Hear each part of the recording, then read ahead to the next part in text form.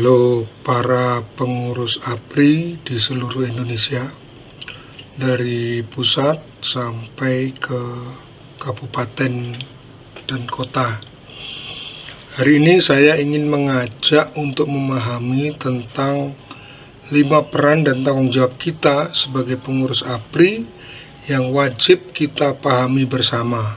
Tambang rakyat lega, rakyat sejahtera. Tambang rakyat liar, oknum sejahtera. Tambang rakyat lega. Ya, yang pertama, pengurus APRI harus bisa menjelaskan bahwa APRI adalah rumah besar bagi penambang rakyat Indonesia. Apa maksudnya? Di dalam rumah, kita akan selalu merasa aman, terlindungi, dan tidak sendirian. Ada orang tua yang membimbing, ada saudara yang saling membantu, ya. Jadi penambang akan merasa lebih aman di sana. Tugas kita para pengurus adalah mengajak para penambang rakyat yang masih tercerai-berai untuk mau tinggal dalam rumah APRI.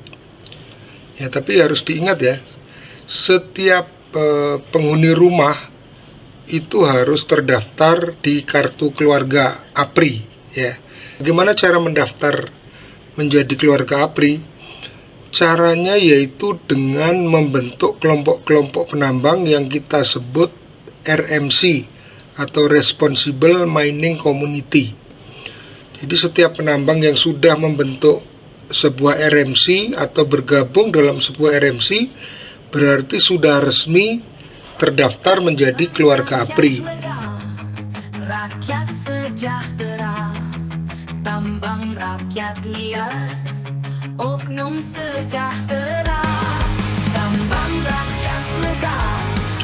Yang kedua, tambang rakyat adalah kenyataan, bukan pilihan, ya. Jadi pengurus APRI itu harus menyadari bahwa pertambangan rakyat itu bukan kegiatan baru, ya. Itu sudah ada sejak zaman nenek moyang kita, bahkan sebelum Indonesia merdeka. Jadi selama peradaban manusia masih butuh mineral dan energi, pertambangan akan tetap selalu ada. Jadi menghentikan pertambangan rakyat itu sesuatu yang tidak mungkin. Satu-satunya jalan adalah mengatur dan membina, mengubahnya dari yang tidak teratur menjadi legal, bekerja dengan aman, ramah lingkungan, dan berkelanjutan. Itulah yang kita sebut responsible mining, dan itulah tujuan utama APRI membentuk RMC, ya. Tugas kita pengurus APRI adalah untuk membimbing mereka menuju jalan itu. Rakyat lega, rakyat sejahtera. Tambang rakyat liar, oknum sejahtera.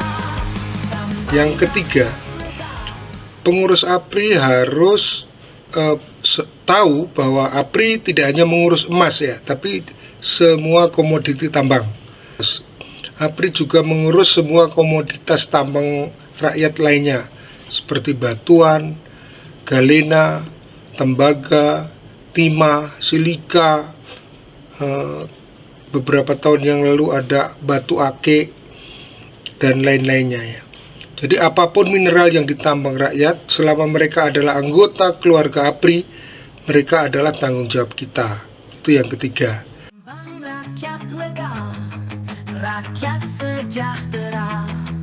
Tambang rakyat liar, oknum sejahtera. Yang keempat, setelah penambang terorganisir dalam RMC, langkah selanjutnya adalah mendorong mereka untuk mengurus izin. Ini sangat penting. Mengapa? Karena dengan izin kegiatan mereka menjadi legal dan nyaman.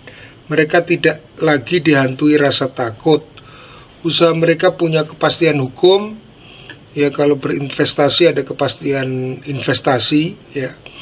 Kita para pengurus harus menjadi fasilitator dan jembatan bagi mereka untuk mengurus izin agar perjuangan kita tidak sia-sia. Rakyat lega, rakyat sejahtera. sejahtera.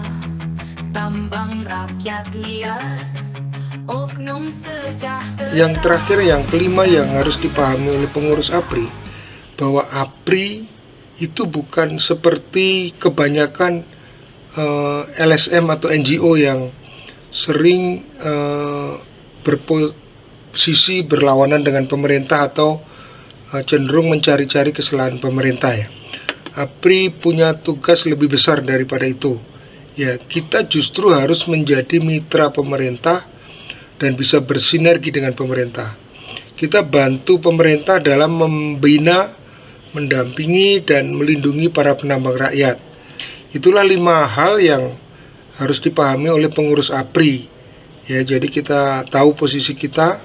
Mari kita pegang teguh prinsip-prinsip ini dan jalankan tugas kita dengan penuh tanggung jawab dan kebanggaan.